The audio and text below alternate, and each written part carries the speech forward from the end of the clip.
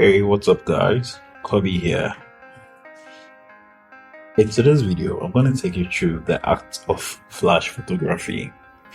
Now, before we dive into flash photography, I'd like us to take a look at what surrealism is. Now, surrealism, according to Google, states it aims to revolutionize human experience, which I think it's on the right course. I mean, that's what I know of. But the main idea of surrealism is basically the movement's artists find magic and strange beauty in the unexpected and the uncanny, the disregard and the unconventional. Now, back to what flash photography is. Let me pull that right quick while I open the tab. Oh Lord, just such a mess. Okay, good. So, what is flash photography? According to Adobe, says flash photography describes using a flash device to capture, photograph in poor lighting, often a small LED strobe. Flash is attached to the DSLR camera or a mirrorless if you're using any, or it's contained within a smartphone camera, right? And it goes on to say, with the right amount of practice, you'll be able to brighten or darken scenes, balance out diffuse light, or eliminate unwanted shadows with flash. That is pretty good explanation on here, but I think let me see.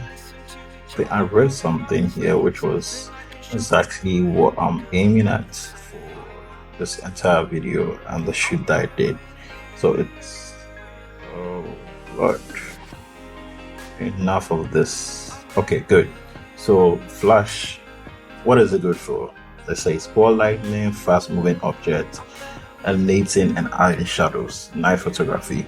Now this is where normally when I look at flash photography, I normally notice when you're shooting events, photographers make use of that, where they either bounce the light off to the ceiling, or sometimes paparazzi style, that's the light will be pointed directly to the subject. That's more like red carpet kind of look.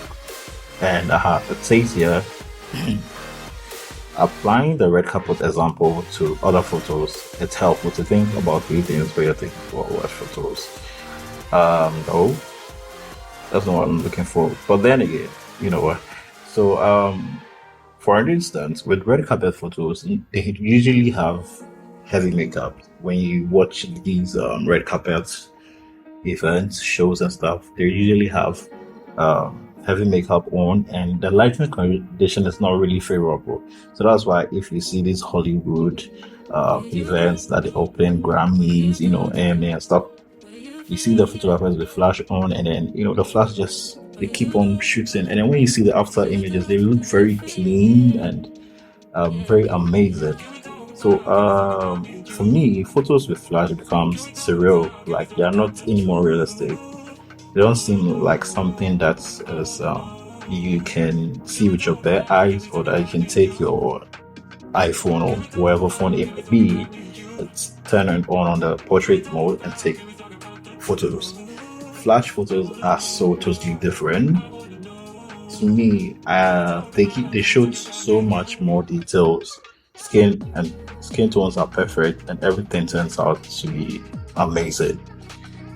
Okay, so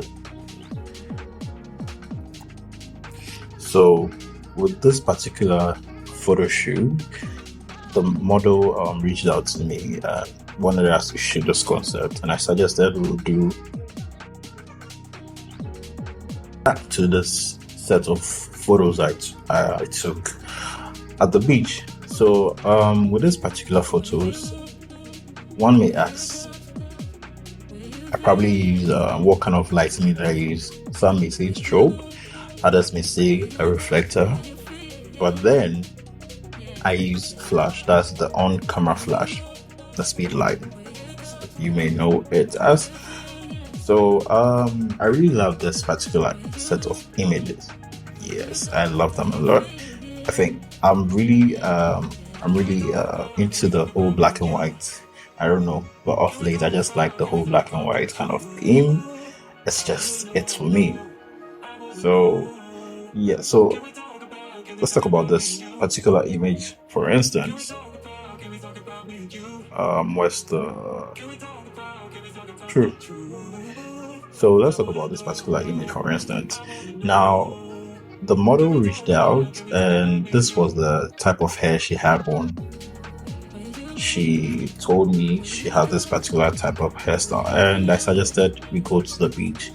So before you start taking photos using flash, it's always advisable to start without a flash and then just know your kind of scenery that you have before you introduce any additional artificial lighting in there. So I took a couple of natural lights photos, which was they were also pretty nice, and my whole aim was using this whole flash thing. And I don't know, I've been on Pinterest looking at some images, and I get amazed by what flash photography can really do with just so little. You get it.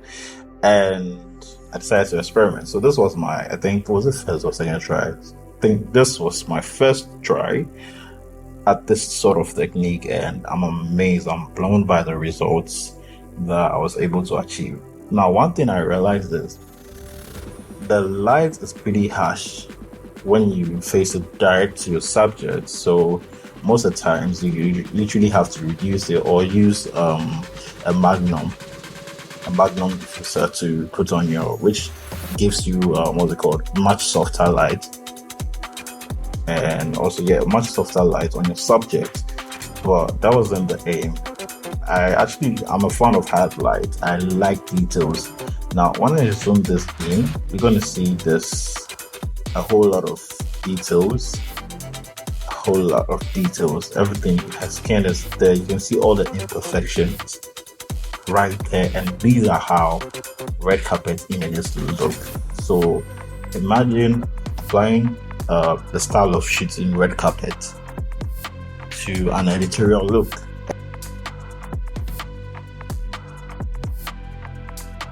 And these really turned out amazing.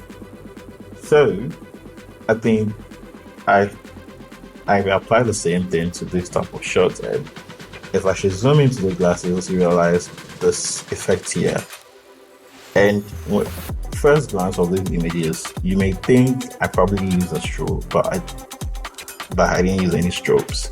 They were all just generally flash photography, and these were really amazing. I mean, sometimes you just have to remember that when it comes to art or expression, what makes it really special is you, the artist, the creative, or the photographer, or whoever you are in the creative industry. It's not that it's technical or impressive, but it's a part of you that you own, and it's more of like your own unique perspective. Anyways, do give it a try. Peace.